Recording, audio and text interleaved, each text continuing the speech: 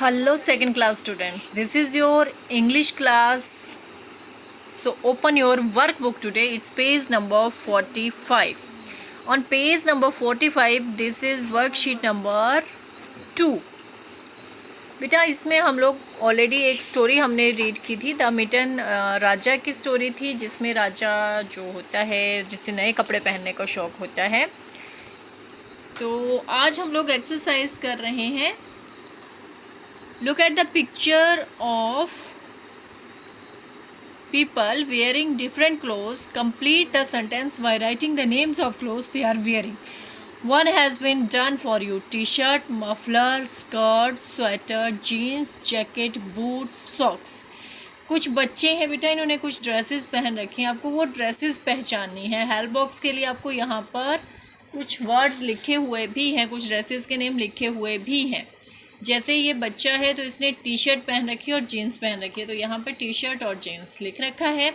वैसे ही अब आपको ये जो बच्ची है, ये वाली बच्ची है, इसकी ड्रेसिंग यहाँ लिखनी है, इस बच्ची की ड्रेसिंग यहाँ पर और इस बच्चे की यहाँ पर लिखनी है।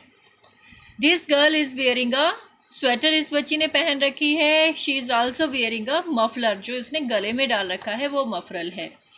This girl is wearing a skirt, इस बच्ची ने स्कर्ट पहन रखी है। ऑल्सो वेयरिंग शॉक्स, और इसने शॉक्स भी पहन रखी हैं। This girl is wearing a jacket, इस बच्ची ने जैकेट पहन रखी है। She is also wearing boots, और उसने बूट्स भी पहन रखे हैं। ठीक है, sweater, muffler, skirt, socks, jacket, boots. Done. Next page, page number 46। Page number 46 पर आ जाते हैं बेटा प्लेस वर्ड, जो हम लोगों ने जब बुक में एक्सरसाइज की थी उस टाइम पर भी काफ़ी डिटेल में हम लोगों ने डिस्कस किया था। Place word means position word, जिन वर्ड से हमें किसी भी चीज़ की जगह का पता चलता है कि वो चीज़ कहाँ पर है। ठीक है, जैसे ये वास है तो वास कहाँ पे है? On the table. कैट कहाँ है? अंडर द टेबल, टेबल के नीचे, टेबल के ऊपर, ऊपर है तो ऑन, नीचे है तो under. Write the correct place word to complete the E sentence. In, on, under, near. In मतलब में, ऑन मीन पर, अंडर मीन्स नीचे, नियर मीन्स पास। The eggs are in the nest, eggs कहाँ है? नेस्ट के अंदर है। The jug is on the table, jug कहाँ है? टेबल के ऊपर।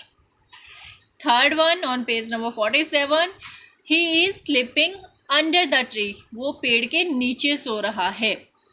सिड इज स्टैंडिंग, सिड कहाँ खड़ा है? स्टूल के पास, near the stool.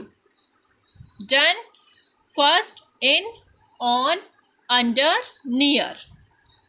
Next question है, choose the correct options to complete the sentence. I bought a ball, this ball is, मैंने एक बॉल खरीदी और ये बॉल अब मेरी है, और मेरी के लिए mine. The cartons were delivered to their house, the cartons are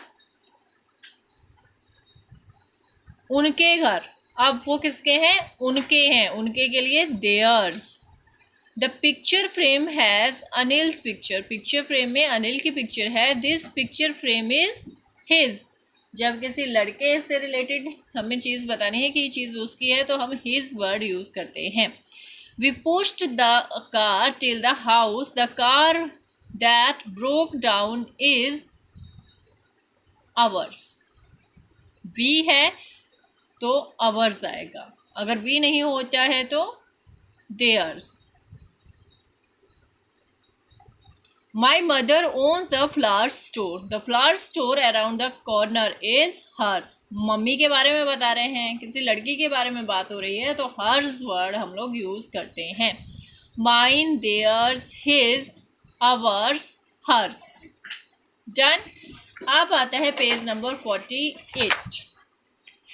page number 48 पर बेटा आपको क्वेश्चन मार्क या फुल स्टॉप लगाना है। जहाँ पर भी कोई क्वेश्चन पूछा होता है, कोई प्रश्न पूछा होता है, उस सेंटेंस के लास्ट में हम क्वेश्चन मार्क लगाते हैं, और जो एक सिंपल स्टेटमेंट होती है, सिंपल सेंटेंस होता है, उसके लास्ट में हम फुल स्टॉप लगाते हैं जब हमारा सेंटेंस ख़त्म हो जाता है। What is the time? Question है। Asked Neetu, her mother said it is time to go to sleep. Simple sentence है, full stop. Don't you have a picnic tomorrow? Question mark. What do you want, chips or cakes? Question mark. Neetu said, I want to take both.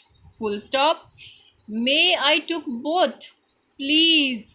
Question mark. पूछ रही है Neetu. I will share it with my friends. Full stop.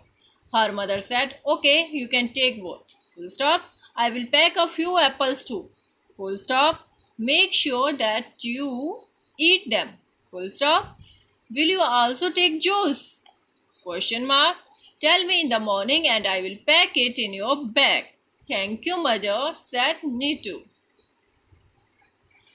अब यहाँ ध्यान रखिएगा बेटा, जहाँ पर आपको क्वेश्चन लग रहा है कि क्वेश्चन पूछा गया है वहाँ क्वेश्चन मार्क, अदरवाइज आपको फुल स्टॉप लगाना है. आगे जो क्वेश्चन है पेज नंबर 49 पर, we add apostrophe S to a naming word to show that something belongs to someone. Rewrite each sentence, add apostrophe S to the correct word. The boy toy fell on the floor. The baby toy fell on the floor. Floor पर खिलौना पड़ा है, लेकिन खिलौना किसका है? Baby का है, तो बेबी के साथ एपोस्ट्रोफी एस लगेगा. The baby's toy fell on the floor. Seema doll has red hair. Doll के रेड हेयर हैं, लेकिन डॉल किसकी है? सीमा, तो सीमा के साथ एपोस्ट्रोफी एस लगेगा. Seema's doll has red hair. Tarun sister sat on the swing. कौन बैठी है? तरुण की सिस्टर, तो तरुण के साथ एपोस्ट्रोफी एस लगेगा. Tarun sister set on the swing. Rahul's mother brought gifts for him. Rahul की मम्मा. This is Tina's book. Book है किसकी है? टीना की है, तो टीना के साथ एपोस्ट्रोफी एस लगेगा. Siya here is curly. Siya के बाल कर्ली हैं. किसके बाल कर्ली हैं? सिया के. एपोस्ट्रोफी एस किसके साथ लगेगा? सिया के साथ. Sia's hair is curly. The baby's toy fell on the floor. Seema's doll has red hair. Tarun's sister sat on the swings. Rahul's mother brought gifts for him. This is Tina's book. Sia's hair is curly. Page number 50. Again वही exercise है बेटा जो आप student book में already कर चुके हो. You have lost your favorite picture book of animals with a red cover and your name written on the first page. It is a thin book of 70 pages. Make a poster giving detail about the book. Draw a picture of the book. आपकी animals की book जो है वो गुम हो चुकी है और अब आपको ये इन्फॉर्मेशन, ये नोटिस निकालना है कि आप अपनी बुक को खो चुके हो. तो आपको इसे कहाँ रिटर्न करना है, ये कैसी है, इसके बारे में आप लोगों को लिखना है. तो आप लिखोगे माई बुक इज़ मिसिंग. आपकी क्या गुम हुई है? बुक गुम हुई है. यहाँ पे आप उसकी पिक बनाओगे कि ये एनिमल्स की बुक है. इसका कवर जो बताया गया है वो रेड है. Name written on. नेम कहाँ लिखा है? क्वेश्चन में ही बताया गया है. फर्स्ट पेज पर आपने नाम लिखा है. नंबर ऑफ पेजेस, कितने पेजेस हैं इसमें? 70 पेजेस हैं. Picture of my book. ये जो पिक्चर है ये किसकी है? मेरी बुक की है. Return to HOD office. अगर घर पे गुम हुई है तो यहाँ पर अपना आप फ़ोन नंबर लिख सकते हो, अपना एड्रेस लिख सकते हो. अगर स्कूल में गुम हुई हो तो आप यहाँ पे HOD ऑफिस या अपने क्लास रूम, अपनी क्लास सेक्शन लिख सकते हो. आगे एक स्टोरी है बेटा. Listen to the story carefully. Number the pictures from 1 to 5. ये आधी स्टोरी तो इस पेज पर है और आधी स्टोरी अगले पेज पर है. ये स्टोरी एक क्रो की है बेटा और एक फॉक्स है जो बहुत ज़्यादा क्लेवर है. देखो फर्स्ट पिक ये रहेगी जिसमें 2 बच्चे खेल रहे हैं. बच्चे के हाथ में ब्रेड है और कौवा देख रहा है. अब बच्चे खेल के चले गए. सेकंड पिक में आप देख सकते हो बच्चे खेल के चले गए और वो ब्रेड का स्लाइस जो है वो यहीं गिर गया. अब कौवा झटपट से आया और उसने वो स्लाइस उठा लिया. थर्ड पिक में आप देख सकते हो कौवा बड़े आराम से पेड़ पे बैठा ब्रेड खा रहा है और एक क्लेवर फॉक्स है जिसकी नज़र उसकी ब्रेड के स्लाइस पर है. अब वो कैसे कैसे उसे छीनता है वो नेक्स्ट पेज पर देखें.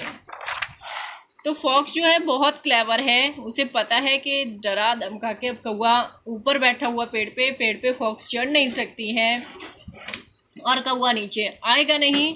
तो फॉक्स ने दिमाग लगाया, आइडिया लगाया और उसने सोचा कि कौवा नीचे आए ना आए, लेकिन ब्रेड का जो स्लाइस है उसे तो नीचे लाना ही पड़ेगा। तो उसने क्या किया, उसने झूठी मूठी तारीफ कर दी कौवे की कि कौवा भैया आप तो बड़े हैंडसम हो, बड़े स्मार्ट हो और आपकी आवाज़ तो उससे भी ज़्यादा स्वीट है, इतनी प्यारी आवाज़ है मैंने पूरी दुनिया में नहीं सुनी, प्लीज़ मेरे लिए एक गाना गा दो।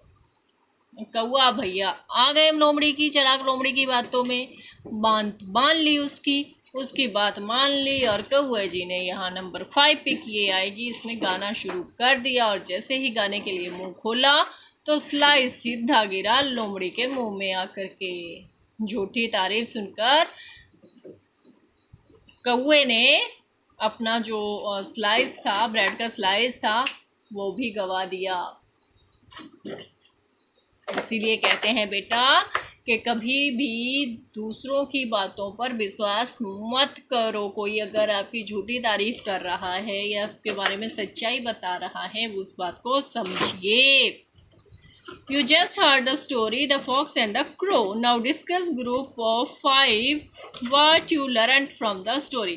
आप देखिए, अभी आप यहाँ पे, मैं आपके ग्रुप्स नहीं बना सकती हूँ, आप लोग घर पे हो तो एटलीस्ट घर पे दूसरों बच्चों को या घर पे जो भी आपके फैमिली मेम्बर हैं उन्हें ये स्टोरी ज़रूर सुनाइएगा। इस स्टोरी से आपने क्या सीखा वो मुझे भी बताना है। क्या शिक्षा मिली आपको, क्या सीखा आपने। यहाँ पर बेटा आपका चैप्टर कंप्लीट होता है। अगर किसी बच्चे को कोई भी डाउट हो तो मुझे फ़ोन कीजिएगा, मैसेज सेंड कीजिएगा। थैंक यू बेटा, हैव अ गुड डे।